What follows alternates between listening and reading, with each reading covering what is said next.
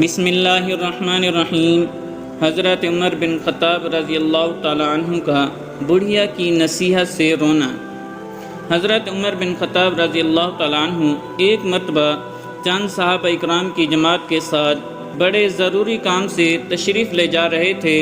راستے میں ایک بڑھیا ملی جن کی کمر مبارک بھی جھک گئی تھی اور لاٹھی کے سہارے سے آہستہ آہستہ چل رہی تھی۔ حضرت عمر رضی اللہ تعالیٰ عنہ سے فرمایا، کفو یا عمر، عمر ٹھہر جا، کہاں لپکا جا رہا ہے؟ حضرت عمر رضی اللہ تعالیٰ عنہ ٹھہر گئے اور بڑھیا لاٹھی کے سہارے سیدھی کھڑی ہو گئی اور ارشاد فرمایا، اے عمر، میرے سامنے تیرے اوپر 3 دور گزر چکے ہیں۔ ایک دور تو وہ تھا کہ تو سخت گرمی کے زمانے میں اونٹ چرایا کرتا تھا، اونٹ بھی چرانے نہیں آتے تھے۔ صبح سے شام تک حضرت عمر رضی اللہ تعالیٰ عنہ اونٹ چرا کر آتے تو خطاب کی مار پڑتی تھی، اونٹوں کو اچھی طرح چرا کر کیوں نہیں لایا؟ ان کی بہن عمر کو یہ کہتی، عمر تجھ سے تو پھلی نہیں پھوٹتی۔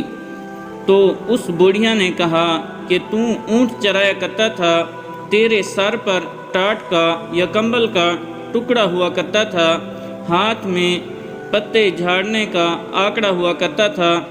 دوسرا دور وہ آیا کہ لوگوں نے تجھے عمیر کہنا شروع کیا، اس لیے کہ ابو جہل کا نام بھی عمر تھا۔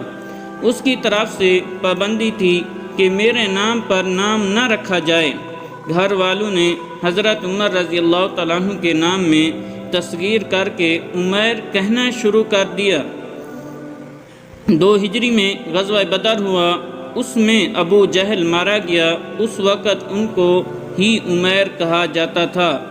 بڑھیا نے کہا کہ اب تیسرا دور یہ ہے کہ تجھے نہ کوئی عمیر کہتا ہے نہ عمر، بلکہ امیر المؤمنین کہہ کر پکارتے ہیں۔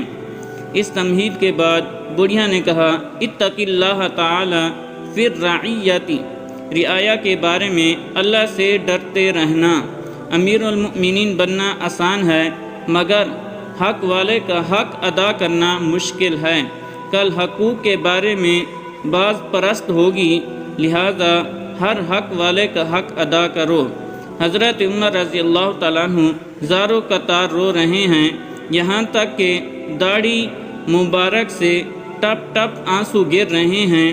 صحابہ جو ساتھ تھے انہوں نے بڑھیا کی طرف اشارہ کیا، بس تشریف لے جاؤ۔ حضرت عمر رضی اللہ تعالیٰ عنہ کے رونے کی وجہ سے زبان بھی نہ اٹھ سکی، اشارے سے منع فرمایا کہ ان کو فرمانے دو جو فرما رہی ہیں۔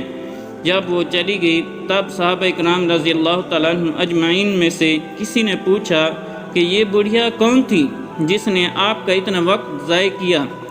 حضرت عمر رضی اللہ تعالیٰ عنہ نے فرمایا، اگر یہ ساری رات کھڑی رہتی تو عمر یہاں سے سرکنے والا نہیں تھا، ہٹنے والا نہیں تھا۔ بجز فجر کی نماز کے یہ بی بی صاحبہ خولہ بنت ثعلبہ ہے، جن کی بات شنائی 7ویں آسمان کے اوپر ہوتی ہے، اللہ تبارک و تعالی وہاں پر بھی اس کی بات سنتے ہیں۔ حق تعالی نے ارشاد فرمایا، قد سمع اللہ قول التی تجادلک فی زوجہا وتشتکی الی اللہ۔ ترجمہ، بالیقین اللہ نے اس عورت کی بات سن لی جو آپ سے اپنے خاوند کے بارے میں جھگڑ رہی تھی، اللہ کے آگے جھک رہی تھی۔ فرمایا، عمر تیری کیا مجال تھی کہ ان کی بات نہ سنے جن کی بات 7ویں آسمان کے اوپر سنی گئی۔ اللہ تبارک و تعالیٰ سے دعا ہے کہ اللہ تبارک و تعالیٰ ہم سب کو اس پر عمل کرنے کی توفیق عطا فرمائے۔ وآخر دعوانا ان الحمد للہ رب العالمین۔